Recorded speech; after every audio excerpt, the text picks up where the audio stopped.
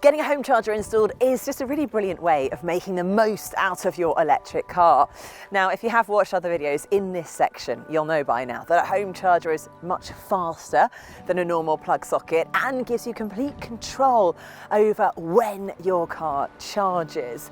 It can even pay for itself by making the most of cheaper overnight electricity. So today, we are going to be looking at the installation process with EVIOS and explain to you what it involves from start to finish.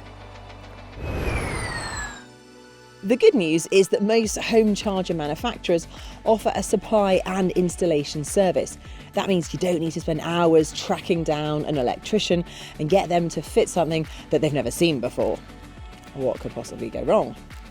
If, like me, you find the idea of cold calling tradespeople a little bit daunting, EVIOS allows you to set up the whole installation process online when you order your charger.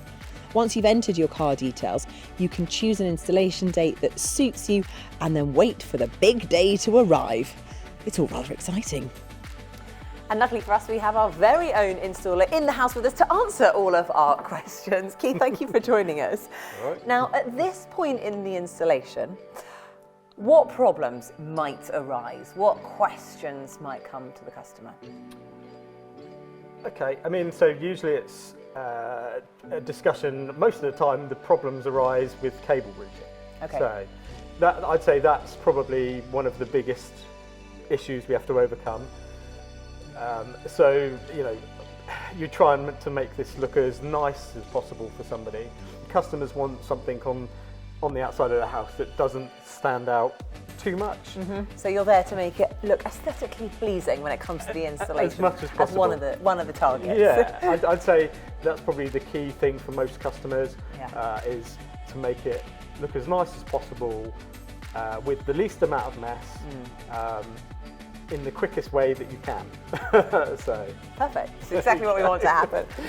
Now, also talk to me about the fusebox and if you need to install a bigger app, because I have heard on the rumour mill that this might need to happen. If it does, how often? What does it involve? Is it a big problem? Is it nothing that we need to worry about? What is it? With regards to the main fuse, Yeah. the main fuse size, some houses have, say, for example, just a 60 amp fuse. 60 amp fuse. Okay. So if it's 60, it's still not a problem for us to install. We can still install. Customers can ask for an upgrade, but that would be with their local electricity provider. So that's something that can happen. You can have an upgrade on your fuse size. Is there an easy way that you can check at home if you have a 60 amp So fuse box? it should say next to your electricity meter where the fuse is. It should say on the outside what the size is. Okay. So it should say 60, 80 or 100. Yeah. And how long does it take you to do an installation when you arrive at someone's house from start to finish? I'd say the majority of installations are about 4 hours. And that's you That working would be me. flat out and furious. Flat out. You know, sometimes if you're lucky and it's really close to your fuse board or where your electricity meter is, then it'll be a 3-hour process. Like I say, it just depends on where we're running the cable to. So is there a bit of a checklist that, you know, it might be useful for a customer to have before you arrive? Absolutely. So we need to know the electricity meter number, which is on your electricity bill, and it's fairly straightforward to find. It's a 13-digit number in a rectangular box, so that's quite easy to find. So another critical question for you. How much mess are you going to come and make in my house? As little Lots of people have been wanting to know the answer to this. As little as possible. Okay, you're neat and tidy. So, absolutely, you know, I mean, there's obviously a bit of drilling that's involved. Great. So. Okay, so apart from a bit of drilling, there's not too much mess or change to the infrastructure of your house. Absolutely not. You know, the only bit of disruption is the power would go off for a brief period of time. Well, Keith, thank you so much for answering some of our questions there, hopefully putting everyone's mind at rest. Now let's carry on with our installation. Okay, let's look at the process of installing a charger. The first thing the installer will discuss with you is where you want your charger positioned. Next, they'll run a cable directly from your fuse box or consumer unit to where the charger is going to be fitted. This is where the main electricity feed from outside enters into your property.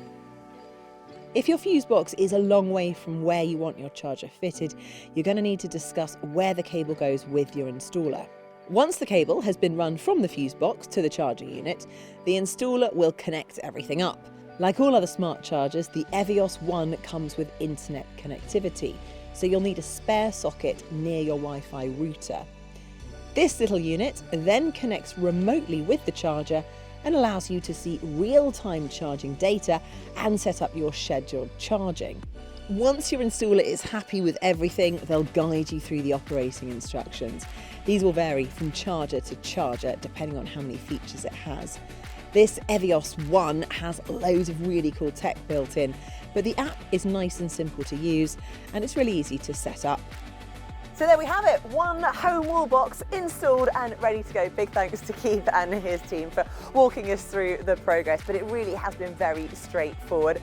All I need to do is plug in. In the meantime, don't forget you can discover more about charging at home and on the go on the electrifying.com charging hub.